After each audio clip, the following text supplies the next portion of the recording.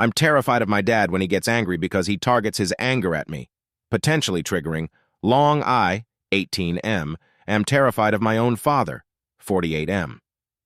The whole story starts back in September of 2023 when I turned 18. I do not live with my father, nor have I for most of my life. My grandparents raised me, and my grandfather, 66M, passed away 6 years ago, and my grandmother, 68F, passed away in January of 2024. One day, me and my grandmother are having an argument, and she is aware I am scared of my father, so she phoned him but thought she had hung up, and she yelled at me, and I yelled back. No more than 5 minutes later, I received a phone call from my father in the deep, low voice saying, "Apologize now," so I do, and he starts to threaten me, including fattening to cave my skull in. I tell him 3 times calm down because my grandmother was having breathing issues. My grandmother was his mother. He refused to calm down and continued to yell and scream his head off at me. Eventually, I couldn't deal with both, so I hung up on him and fanned my grandmother to get her to read a bit more normal. As soon as she was able to start breathing a bit more normal, he called back and was screaming at me, and my grandmother said, "Give it to me."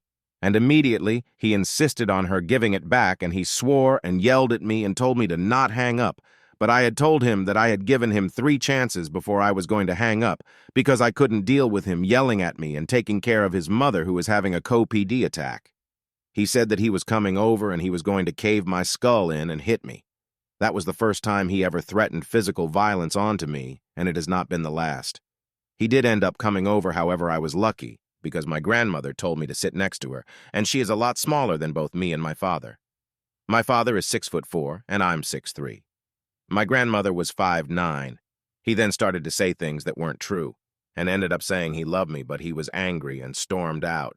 When he got here, he was loaded for bear, and with the amount of anger he had, my grandmother had a second COPD attack. I ended up having to call the community paramedic program for her paramedic to come and give her something because she had pneumonia. Finally, she had calmed down again and had gone to use the bathroom.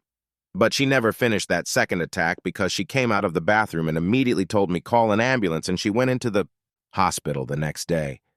While she was in there, I found my father to tell him, and I had stated the fact it was his fault that she was in there, and instead he starts yelling and screaming at me on the phone, and I tell him I don't care what he says, I am going there, and I will be her visitor, no one else, and he says he'd do the same thing, however I was already half-dressed.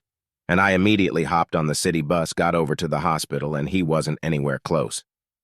I live at the opposite end of town than a hospital technically when he lives a lot closer. I made the trip back and forth from that hospital multiple times, and my grandmother ended up coming home that day, luckily. After that, I was taking time off school because I couldn't leave her home alone anymore, because I was worried she was going to have another attack while I was at school. During my 2 weeks off before the Christmas break, he never called or tried anything to contact her. She then had another attack just before Christmas and had to go in the hospital and spent Christmas in the hospital. She got out a few days later, and me and her were at home, and she had to go back and on New Year's Day.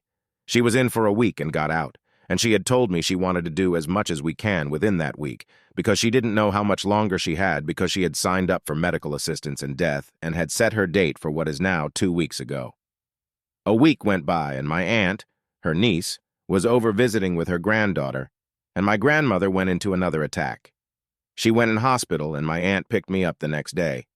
And that's when she told me that the doctors don't think she'll live much longer. I spent that entire day with my grandmother, and I went home at night, and I had stuff I had to do in that morning, which I couldn't do so. I ended up going up to see you in the afternoon. I had something I had to do in the evening, but I went right back after. And my grandmother told me that she wanted me back early the next day. That way we could spend the day together. The next day she went into a coma, and a week later she died. The next day me, my aunt, and my father met at the funeral home to make all the arrangements. My grandmother owned no property, and I was the main executor of her will, the main inheritor of her will, and drain her life, I was her power of attorney. My grandmother had received a letter the week before she died that was sitting in our mail because I wasn't home, saying she owed the building money. I ended up paying the building, and when I told my father, he began yelling and screaming at me. We did not talk until that Friday. I saw him, we talked a little, and then we parted ways.